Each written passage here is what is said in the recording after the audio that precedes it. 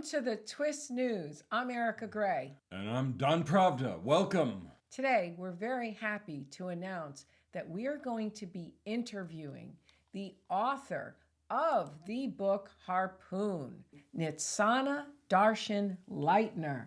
A great author, an international lawyer, extraordinarily accomplished woman from Israel, and proudly our guest. And we're the lucky ones to have her on our show. After this interview, you are going to want a copy of her book, which is phenomenal. And we are very pleased to now bring on Nitsana, who in our eyes is a giant. Hi, Nitsana. We're so honored to have you today. Shalom Aleichem. Thank you. Shalom, shalom. You are a giant. And the book Harpoon is fantastic. Thank you very much. I had no idea. When you read that book, you really see that what goes on in Israel is so different than what the media presents. And also, Right. I've seen some of your YouTube videos, and that's what you're stating on your videos as well. Right. Well, the media covers what they want to cover, Right. especially the international media or the ones who are in favor one side of the conflict. And a lot of things that's going on here in Israel are not reported, even these days. Just simply are not known to the public outside. No, not at all. And it seems that the agreements that are being made are almost a smokescreen to the greed that was presented in your book. Not only the greed, but the evil, diabolical aims of those groups. And also, I think the thing that stood out in Harpoon is the suffering of the Israeli people under the horrific terrorist acts. We have a very leftist media here in the United States. Even in my hometown of New York, not everybody's on the same page at all. And there are those who are bemoaning the times when labor was totally in charge in those good old days. So it's a remarkable story. And I'd have to say, in between all this, I said 6 children. How do you do this? Yeah. People think fighting terrorism is easy. Yeah. So what is the status of your work now? So right now we are continue the fight on behalf of the state of Israel, fighting terrorism in court, fighting them in the UN, fighting them in the International Criminal Court. We represent hundreds of terror victims in lawsuits and legal actions against the Hamas, Islamic Jihad, PLO, Palestine Authority, Iran, Syria, North Korea, against banks that provide financial services to organizations like Arab banks, European banks, Lebanese banks, Chinese banks, and against social media, Facebook, Twitter, Google, that owns YouTube, for aiding and abetting terrorism. Our fight is undetermined, unconditioned, and we are seeking justice for the terror victims. I noticed that at the end of the book, it opens almost to another book when it talked about social media. What are some of the strides that have been made now in social media against terrorists? Our fight against the social media began in 2015 when the Ninth Intifada broke in Israel. These Palestinians that simply grabbing knives and go and kill Jews on the streets, in gas stations, in the malls, everywhere. And when you wonder what bring these young Palestinians, most of them were teenagers, to go to their mother's kitchen, grab a knife and go and kill a Jew, you realize that they are incited to kill, incitement that goes on the social media, mainly on Facebook. Facebook was the most popular social media network among the Palestinians, to the extent that Prime Minister Netanyahu called this wave of terrorism the Facebook Intifada. Wow. And then they asked Facebook to turn this incitement down. Facebook refused. They said they were only a neutral bulletin board. They are not involved with the users or with the content, and they have no intention to take the incitement down. So we took Facebook to court. We filed a lawsuit against Facebook in the federal court in New York on behalf of terror victims that were killed or injured in Israel in the ninth Intifada. But Facebook had a defense. They claim that Section 230 to the Communication Decency Act grants them blanket immunity, and they cannot be sued in court. This is a law that does not recognize social media networks as publishers, and therefore they're not liable for any content that is posted on their platforms by a third party. Meaning everybody can do anything they want on Facebook, on Twitter, on YouTube, put any posts, any videos, and these giants will be immune. Now, this is according to New York law, right? Not because the European Union. Federal law. Okay, This because is the federal European law. Union has its Digital Services Act, which does hold them accountable as publishers. Is that a possible route for lawsuits, is through the European Union's Digital Services Act? They've brought some of these tech giants to court, and they've issued some horrific fines. Is that another route? Maybe not US law. Right. But, So if you want to bring your cases utilizing the European law, you have to bring them in European countries, in France, in Germany. And we prefer to have our cases mainly in United States and Israel for various reasons. One, we would like a non-biased court or non-hostile court. We know that in the United States, in Israel, we'll get a fair court. Although there might be some constraints, political constraints or political interests that can accompany these cases. Some judges will see it as a struggle between the Jews to the Arabs, but some will just go by evidence. This will happen in Israel and the United States, will not happen in Europe. Second, European proceedings are very costly. You have to pay lawyers hourly fees, and we don't pay attorneys fees. We are a non-profit rather than is an organization, an NGO that does not have the capabilities to pay attorneys fees. We all work on contingency basis. European lawyers do not agree to work on contingency or pro bono. And also you have to pay bonds and cover the expenses of the other side. It can reach hundreds of thousands of dollars, which we cannot afford. So we have it's to easier bring to the do it cases through the New York courts. It's Yes. tragic that they are not holding the Facebook and Twitter as publishers and are allowing these terrorists. I mean, it's just unbelievable. I'm shocked to hear that. Indeed. And true. I mean, we try to convince the court and tell them it's not really about content. I don't care what Hamas puts on their pages. They can put flowers and butterflies and say that the IDF is the most moral military in the world. The mere fact that Hamas has a Facebook page is a violation of the Anti-Terrorism Act that prohibits any American company to provide any sort of services to a designated organization. And this imposes criminal and civil liability on those who break the Anti-Terrorism Act. But the court did not side with us and dismissed the case. And we went and filed other cases against Twitter, against YouTube, Google. We lost the cases. And then we decided that terrorism is not an Israeli problem, it's a global problem. And we went and filed lawsuits on behalf of ISIS victims, people that were killed in the Paris attack, in the Istanbul attack, in the Brussels attack. One of them was Gonzalez versus Google. Naomi Gonzalez was 24 years old student,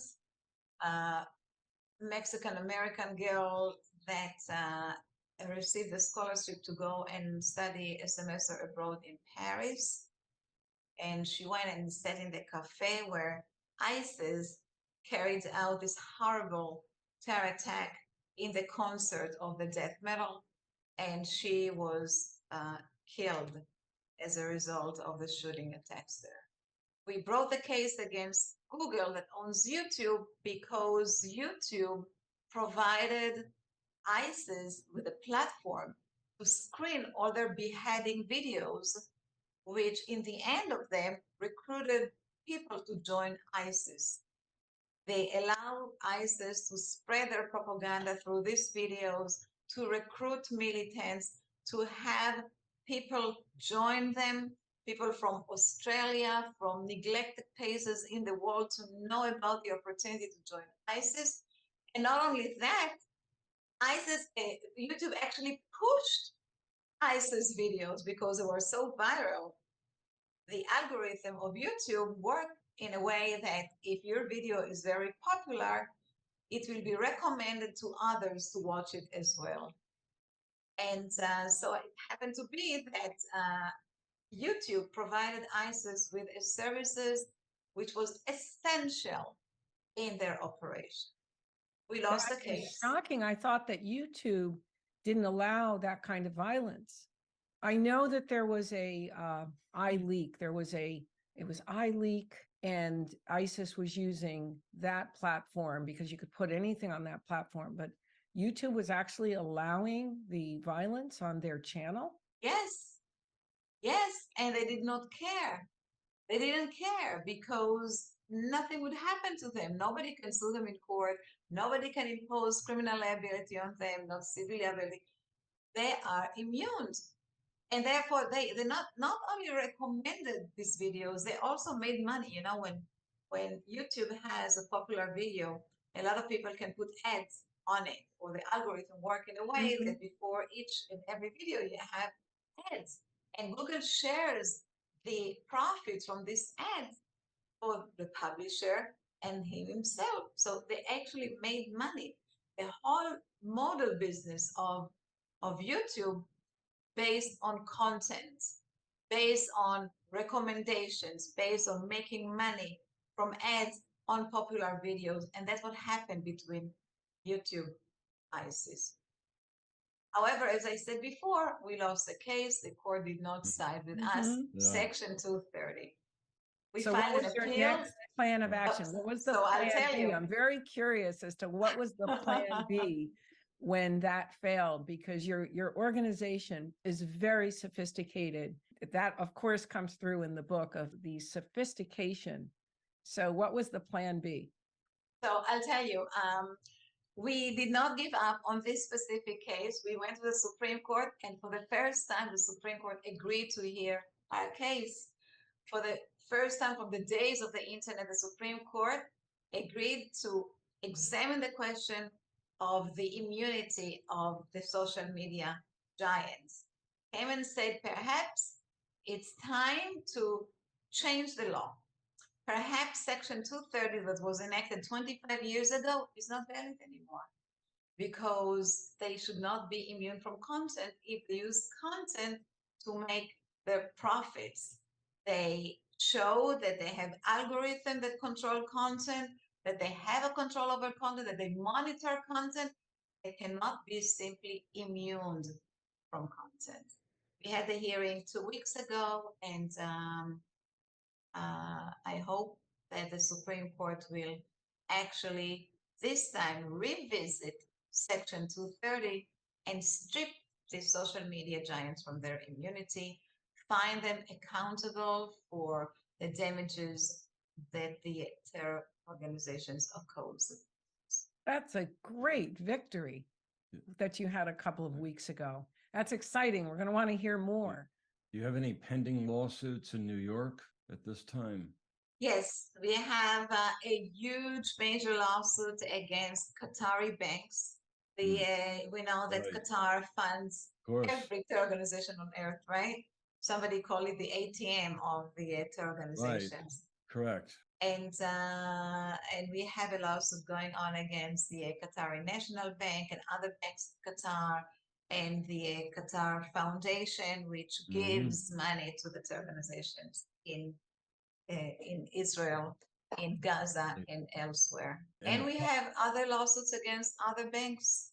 still pending in the federal court. We have lawsuits against the Palestinian Authority that we won already back in 2015, a judgment that we received against the Palestinian Authority for $655 million on behalf of terror victims that were killed in the first years of the Intifada in Israel, but was overturned in appeal based on personal jurisdiction. So you're able to collect these judgments over the years successfully?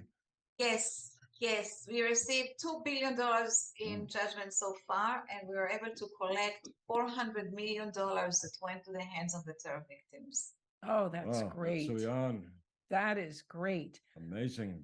I have another question. When you read your book, you see that what's going on the ground is so different than what you're reading in the media. It makes it appear that both the United States, European Union, Troika, whatever, these peace processes, it makes it appear that it's almost feel-good legislation on the part of these governments, these big entities, European Union, US, versus what's really happening. What would you say if you could speak to those leaders? What would you say to them? What input would you have concerning these initiatives? And in the book, it even talked about, as Oslo was going on, what was really going on the ground and what was really going on with Arafat. What would your statement be to these leaders? What would you like them to know? Look, money is the oxygen to terrorism. Yes. Money drives everything.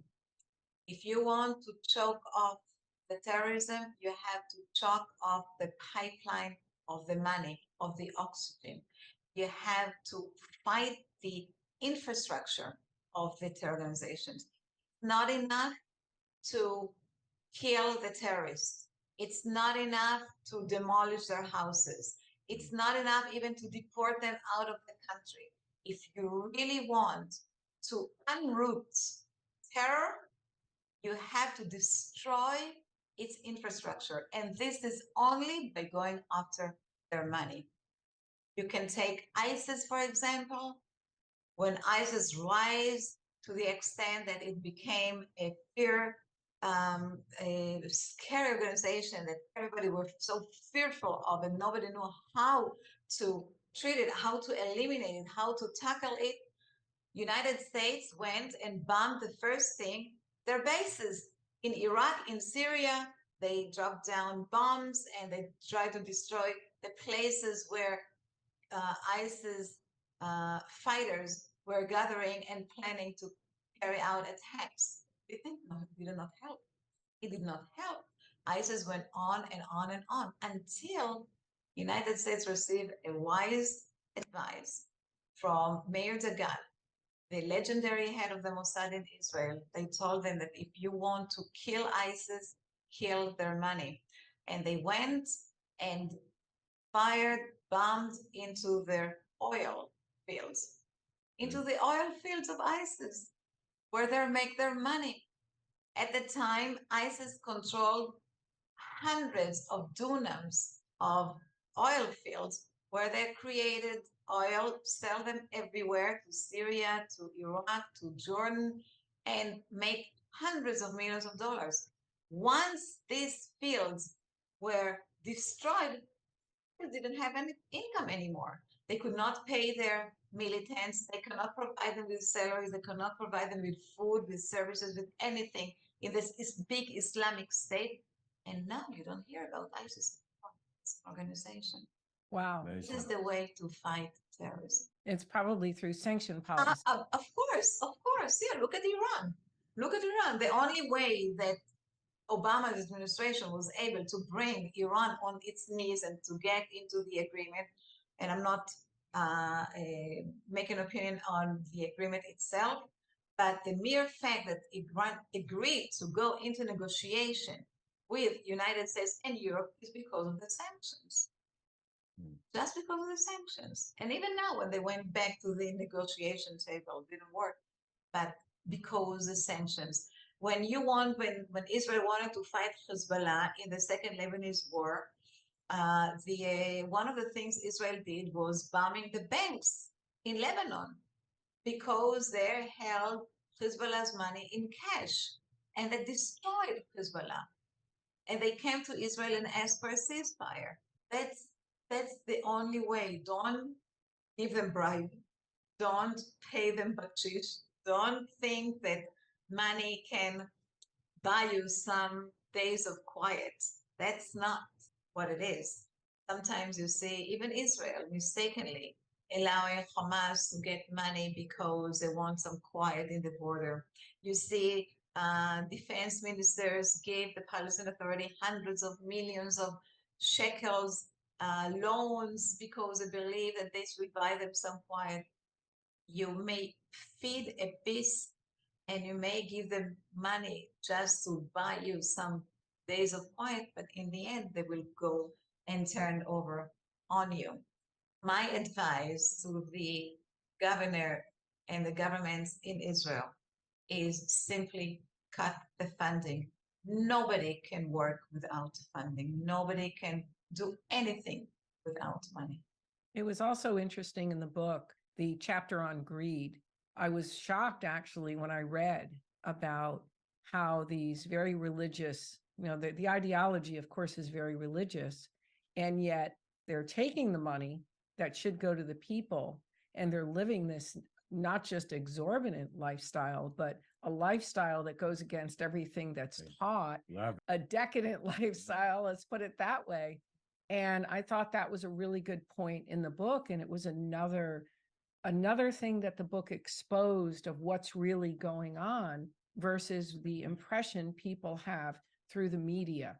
Indeed, people think that terrorists are living in a poor state. They have no money. They're living in misery. But this is true for the population under the terrorists. The terrorists themselves living very lavishly.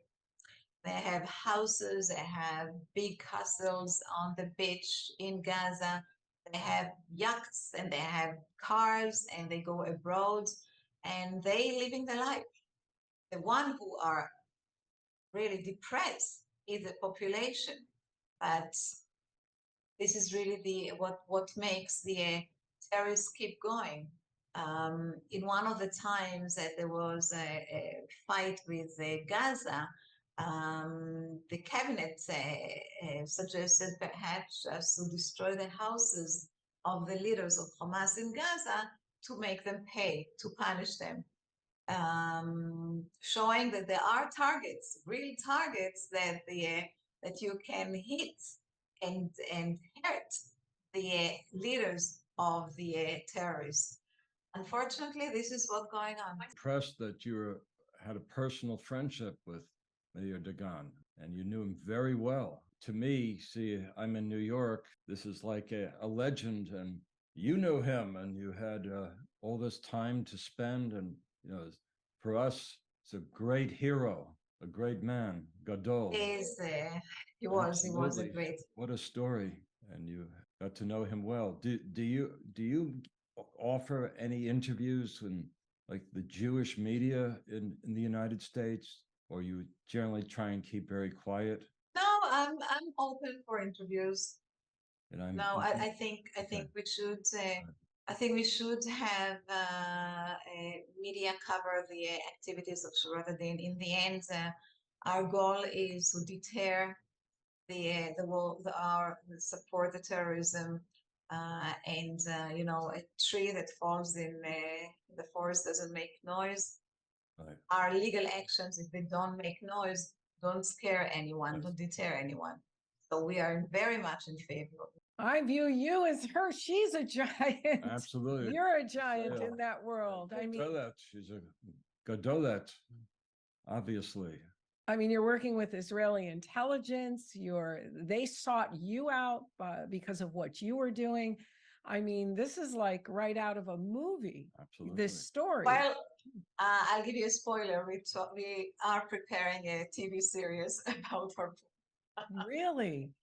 Oh, that's exciting. Yeah, it's very exciting. When is the series going? We'll see. Right now it's in the works.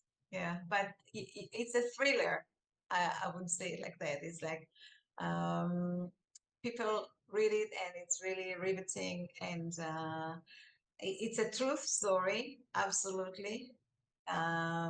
It's reality in Israel, but it's reality all over the world. And yes, there are ways, sophisticated ways, non-violent ways to fight the enemies. And this is what Harpoon is all about, is to follow the money, target the money, kill the money of your enemy.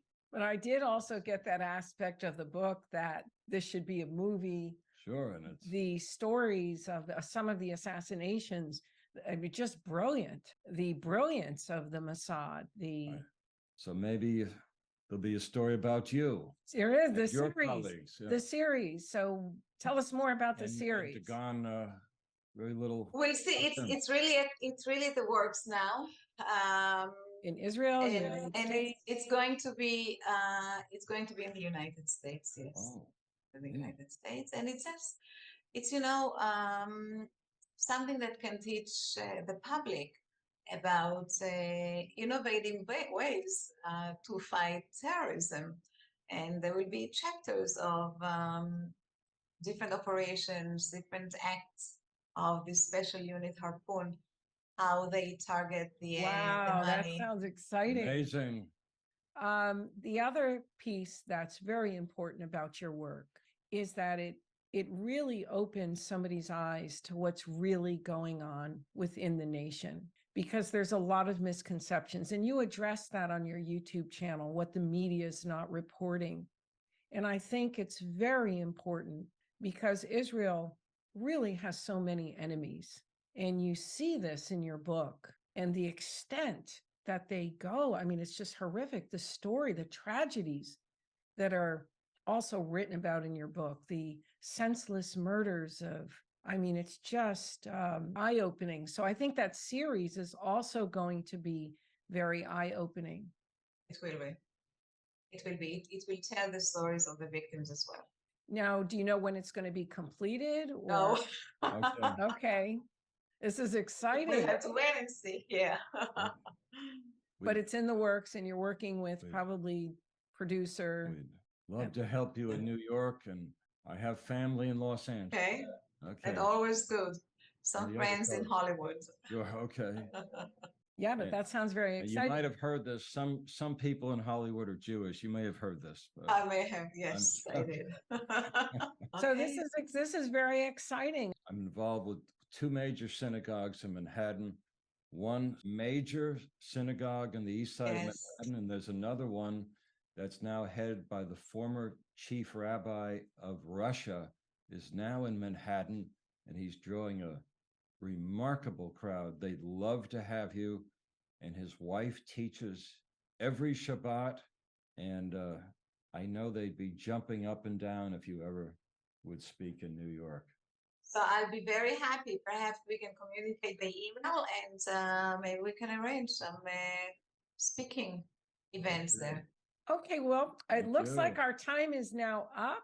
We thank you so much. We're so honored to have you, and we Thank look you very much. forward And, to, we're going to have you again. and Thank you Erika's very much. Very It was a busy now privilege. because Yes, you must be so busy she's though. preparing for Pesach now, and all the Yeah. children and family. So Well, thank yes, you for that's true. everything. You're wonderful. Thank you. Thank you very much.